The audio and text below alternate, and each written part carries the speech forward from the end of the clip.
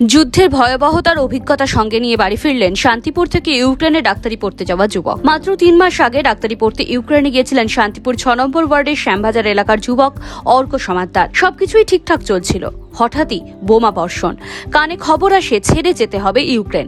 তবে যে কারণে দেশের মাটির মায়া ত্যাগ করে আগামী ভবিষ্যতের জন্য ইউক্রেনে যাওয়া সে স্বপ্ন হয়তো আর পূরণ হবে না। বাড়িতে ফিরে পরিবার খুশি হলেও আগামী দিনের ভবিষ্যৎ নিয়ে হতাশায় ডাক্তারি পড়তে যাওয়া অর্ক সমাদ্দার। গতকাল শান্তিপুরের নিজের বাড়িতে পা রাখা মাত্রই স্বস্তির নিঃশ্বাস পরিবারের। বাবা মা যুদ্ধবিধ্বস্ত ইউক্রেনের ঘটনা জানার চেষ্টা করে ছেলের কাছ থেকে।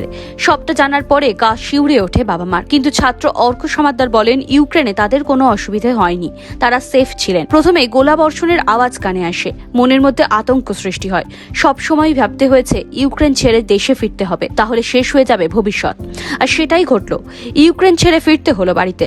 যদিও কেন্দ্র সরকার এবং রাজ্য সরকারকে অসংখ্য ধন্যবাদ জানিয়েছেন ছাত্র অর্ক সমাদ্দার ও তার পরিবার। অর্ক সরকারের কাছে এখন একটাই দাবি করছে, তারা যেন আগামী দিনের এই সমস্ত ডাক্তারদের ভবিষ্যতের দিকে তাকায়। এই মুহূর্তে ইউক্রেনের যে অবস্থা, পড়াশোনার ক্ষেত্রে কিভাবে তারা এগিয়ে যাবে সে নিয়ে অনেকটাই হতাশায় ভুগছে ছাত্রছাত্রীরা। কোথায় ছিলে তুমি? আমি ছিলাম জাফরুজিয়া স্টেট মেডিকেল ইউনিভার্সিটিতে, সেখানে ক্যাম্পাসের ভিতরে। কোন ইয়ার চলছিল? আমাদের ফার্স্ট ইয়ার। কিভাবে জানতে পারলে এই পরিস্থিতি যে এরকম যুদ্ধ? এটা থ্রু নিউজ জানতে পেরেছি। এবার আর বম্বার্ডমেন্ট আমরা শুনেছি, কানে শুনেছি আমরা যে বোম পড়ছে, এরকম ব্যবস্থা হচ্ছে আমাদের জন্য বাংকারের, সেটা আমাদের ইউনিভার্সিটি জানিয়েছে। কি অবস্থায় এসে পৌঁছালে এখানে? কিরকমভাবে অবস্থাটা আমাদের বাকিদের মতন অতটা গভীর ছিল না।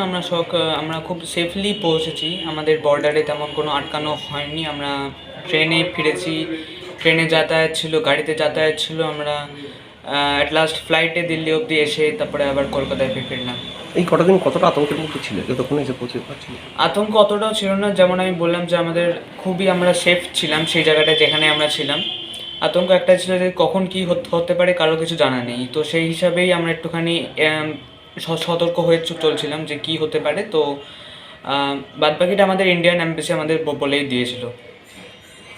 আগামী দিনে ফিউচার নিয়ে কী হবে? আগামী দিনে আমি ইন্ডিয়ান গভর্নমেন্টকে এটাই বলতে চাই যে আমাদের কোনো একটা সাহায্য করুক, যে আমাদের এখানে চান্স দেওয়ার, এখানে আমাদের পড়াশোনাটা কন্টিনিউ করার কোনো একটা চান্স দিক, সে যে মোডেই হোক, অফলাইন বা অনলাইন। এটাই। আপনার নাম? Arko Samaddar. Bureau report, NBTV।